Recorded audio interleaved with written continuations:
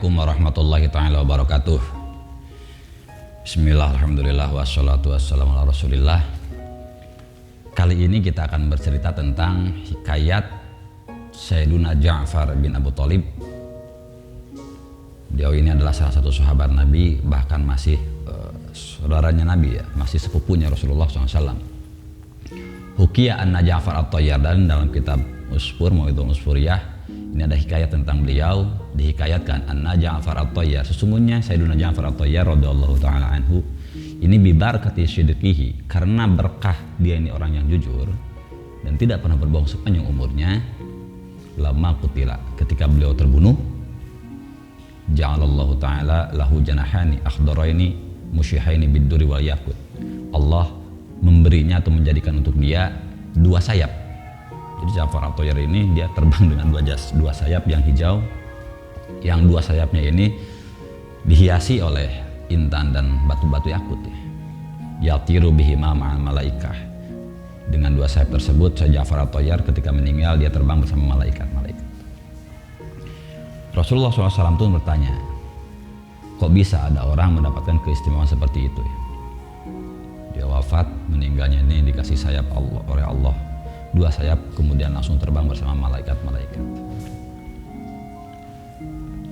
Rasulullah pun bertanya, ya Ja'far at-Tayyar, wahai Ja'far at-Tayyar, ya Ibn Abi Thalib, wahai putranya Abu Thalib, biai amalin balagta hadhil karamah, dengan amal apa engkau bisa mendapatkan kemuliaan seperti ini?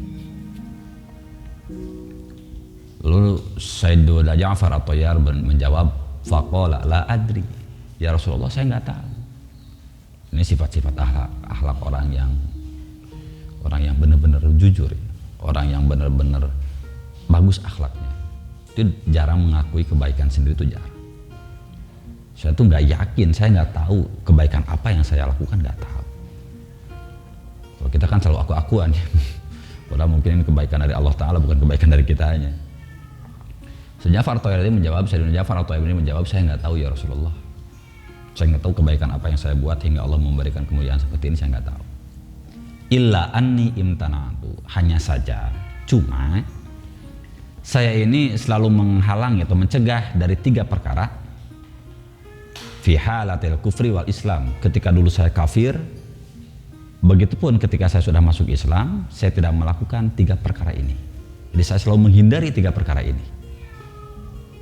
Jangankan sudah Islam, lagi kafir pun saya nggak berani melakukan tiga perkara ini. Rasulullah SAW menjawab, bertanya lagi, apa tiga perkara itu? Mahia, apa saja tiga perkara itu? Sayyiduna Ja'far menjawab, pertama, saya tidak pernah berbohong.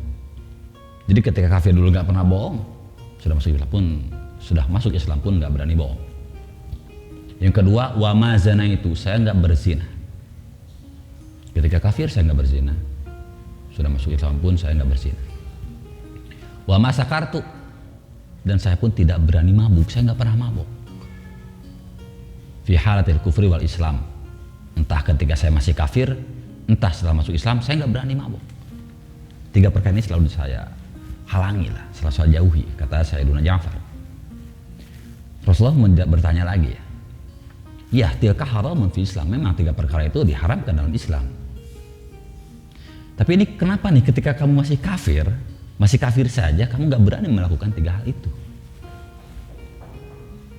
Sayyidina Ja'far menjawab, Sayyidina Ja'far ini kalau ketika Islam ya mungkin kita karena haram ya, kita nggak berani bohong. Kalau yang nggak bohong ya kita nggak berani mabok atau nggak berani zina karena takut dosa lah, karena ini diharamkan lah.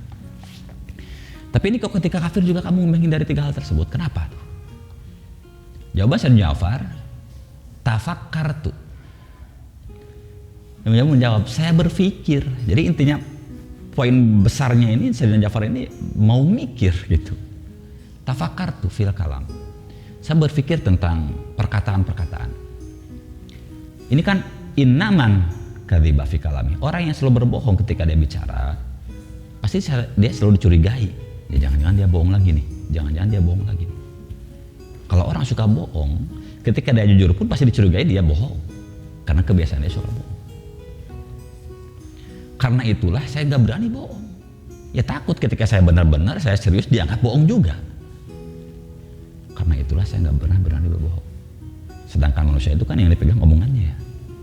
Ini kalau omongan kita nggak bisa dipegang, yang jadi andalan buat kita ya, apa? Pegangan kita apa? Makanya kata saya Ja'far, ketika saya kafir pun saya nggak berani bohong. Itu yang pertama. Kemudian yang kedua, wa tafakartu fi zina. Lalu saya berpikir tentang zina. Inna man zana bi imraati aw bi ibnati aw bi ukhti fa yakunu syai'an. Saya berpikir, ini kalau ada orang menzinahi istri saya, menzinahi anak saya, atau misalkan menzinahi adik saya, ini gimana saya bencinya sama orang tersebut. Saya betapa marahnya dengan orang tersebut. Kalau ada orang berzina dengan anak perempuan saya, ada orang-orang menzinahi hanya mau badannya sajalah pada adik saya misalnya. Saya nggak mau. Karena saya nggak mau kayak gitu, ketika kafir pun saya nggak berani zina, nggak berani zina dengan anak orang, nggak berani, nggak berani menzinahi perempuan manapun, nggak berani, karena saya takut kayak gitu. Ya gimana kalau anak saya dizinahi? Kalau kita punya anak perempuan kemudian berhubungan suami istri dengan suaminya kan ya halal-halal saja kan, ya kita juga nggak apa-apa. Ini gimana kalau anak perempuan kita dizinahi oleh laki-laki lain? Kita kan gimana sakit hatinya, gimana marahnya nih. Anak yang kita lindungi dari kecil dizinahi sama orang lain. Ya karena itulah saya pun gak berani menzinahi anak orang lain. Gak pernah berani menzinahi perempuan. Karena mikir tuh. Itu yang kedua. Kenapa Sayyiduna Ja'far At-Thayyar ketika masih kafir pun gak pernah berani berzina. Dan yang ketiga, kemudian saya berpikir tentang mabuk ya. Kata Sayyidina Ja'far, fara'atu kullal khalaik yuriduna an takunu quluhum fi ziyadatin ala uqala. Saya berpikir nih tentang mabuk nih. Ini orang-orang kan manusia-manusia yuriduna an takunu uquluhum fi ziyadah. Orang-orang ini kan berlomba ya. Bagaimana akalnya bisa melebihi akal-akal orang lain. Ini kita kan sama. Kita belajar. Belaan bayarin apa? Bayar iuran, bayar pendaftaran, bayar segalanya untuk mendapatkan akal yang lebih baik daripada akal orang lain, untuk mendapatkan pemikiran-pemikiran yang lebih baik daripada orang lain, punya pemikiran yang lebih luas, pengetahuan yang lebih banyak, kemudian nanti bisa mendapatkan kesimpulan atau jawaban yang lebih tajam, gitu kan. Kita selama ini kan selalu belajar dan belajar sampai bela-belain tenaga, harta dan sebagainya hanya untuk mendapatkan ilmu pendidikan, untuk mendapatkan pemikiran yang lebih luas, mendapatkan akal yang lebih cerdas daripada orang lain kan. Lah ini dengan mabok, sedangkan kalau kita mabok, ya zulu aku, akal orang yang mabok kan hilang, dia nggak ada kesadarannya, ngomong ngalor ngidul ngelantur kan, ketawa ketiwi kayak orang gila. Di satu sisi kita berjuang sebisa mungkin untuk mendapatkan akal yang lebih baik, yang lebih sempurna, mendapatkan pemikiran yang lebih tajam. Tapi kalau kita mabuk ya hilang semua. Jadi kayak orang gila kan, ketawa-ketawa nggak jelas, ngomong ngalor ngidul ngelantur, jalan aja nggak bisa lurus. Nah ini kan kalau kita mikir ya ngapain belajar capek-capek kalau kita hilangin akal kita dengan mabuk. Orang lain nyari akal biar sempurna, ini dihilangin akal. Makanya kata Sayyidina Ja'far, saya ketika kafir pun saya nggak berani mabuk, karena saya nggak mau. Saya maunya punya akal, maunya punya pemikiran, bukan hilang kesadaran dan hilang akal.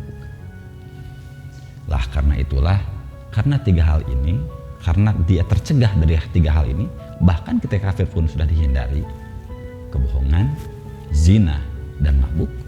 Karena itulah Sayyidina Ja'far At-Thayyar ini mendapatkan kemuliaan seperti tadi yang diutarakan tadi, bahwa beliau ketika terbunuh mendapatkan dua sayap dari Allah Ta'ala yang dihiasi dengan yakut dan juga dari intan. Jadi intinya, pertama, akal kita adalah modal paling besar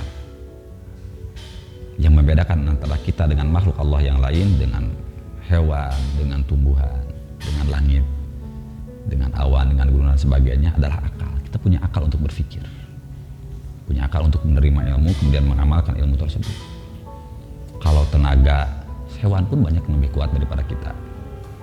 Kalau usia panjang, banyak juga hewan yang umurnya lebih panjang daripada kita kan. Terus kemudian kalau kekuasaan lah, Ratu Semut juga punya kekuasaan kan, punya rakyat juga kan. Kalau misalkan pasangan, ya banyak juga hewan yang lebih banyak pasangannya daripada kita. Atau misalkan anak yang kita banggakan, anak juga banyak hewan yang anaknya lebih banyak daripada kita. Kita ini bisa menerima ilmu, kita ini punya akal. Nah, itulah kelebihan kita. Ketika akal ini digunakan, yaitu dipakai untuk tafakur, berpikir, maka kita akan mendapatkan derajat yang lebih tinggi. Dipakai pikir nih akalnya nih. Termasuk ketika Sayyidina Ja'far ini berpikir, ya. Dia mendapati bahwa ketika kafir pun, apalagi ketika Islam, ya udah kita tahu syariat-syariat Islam, hal-hal yang buruk ya dihindari. 3 perkara yang buruk ini, yang pondasi ini dihindari. Kemudian yang mungkin bisa kita ambil adalah ketika seseorang ini mendapatkan atau selalu jujur, ya. Ini selalu jujur, nggak pernah berbohong, nggak berani berbohong. Maka ini akan menjadi asal atau dasar kepada kebaikan-kebaikan yang lain. Bahkan kalaupun misalkan, ya, kita dihadapkan misalkan dengan pilihan, kita ini dosa banyak misalkan. Kita suka bohong, misalkan nih, kita suka ninggalin sholat misalkan. Kita juga suka nyolong barang orang, kita suka menzalimi orang. Coba kalau bohongnya yang pertama kita tumpas, kemungkinan besar dosa lain juga bakal hilang. Kalau kebohongannya yang ditumpas duluan. Misal contoh nih, seorang anak nih, dia suka bohong, suka ngebangkang kepada orang tua, suka misalkan di belakang melakukan kezaliman, maksiat misalnya di belakang orang tuanya. Kemudian dia jarang sholat dan sebagainya. Ketika dia kebohongannya dikikis, dihilangkan, ada kemungkinan dosa lain hilang. Karena apa? Karena bohong ini yang menyembunyikan dosa. Misalkan dia dosanya banyak nih, kalau dia dihilangkan kebohongannya, misalkan kan ditanya nih sama orang tua, kamu udah sholat? Kalau dia bisa bohong, dia selalu bohong, ya tinggal jawab, udah bu. Padahal dia belum. Ya akhirnya ninggalin sholat tetap berjalan, bohongnya pun jalan. Coba kalau bohongnya ditumpas, ketika dia malas sholat nih, dia nggak ngelakuin sholat, tapi dia nggak berani bohong kan. Kalau ditanya, kamu udah sholat? Belum, malas. Ya bisa kan disemangatin, bisa kan dijalanin. Gimana caranya nih anak nggak malas sholatnya? Kamu udah ngambil uang bapak ya? Kalau dia berani bohong, nggak ngambil. Dosanya 2, mungkin dia ngambil uang juga bohong. Tapi kalau dia nggak berani bohong, kamu yang ngambil uang bapak. Iya mak, saya ngambil, saya butuh. Ya hanya kan ada solusinya, karena kebuka. Jadi bohong ini adalah sesuatu yang mungkin menurut kita ini dosa biasa aja lah. Tapi karena bohong ini ada dosa-dosa yang lain. Makanya ketika kita bisa menghilangkan kebohongan, kita berani jujur, dosa-dosa yang lain bakal mengikuti, bakal hilang dengan sendirinya. Karena dengan kebohongan, dosa yang banyak yang di luar itu akan merasa terlindungi. Sementara ketika bohong itu nggak ada, insya Allah dosa-dosa lain akan hilang. Bahkan mungkin kita akan mendapatkan petunjuk yang lebih baik. Seperti Sayyidina Ja'far dulu kafir, ya pada akhirnya muslim juga. Itulah kisah yang bisa saya bacakan. Wallahu a'lam.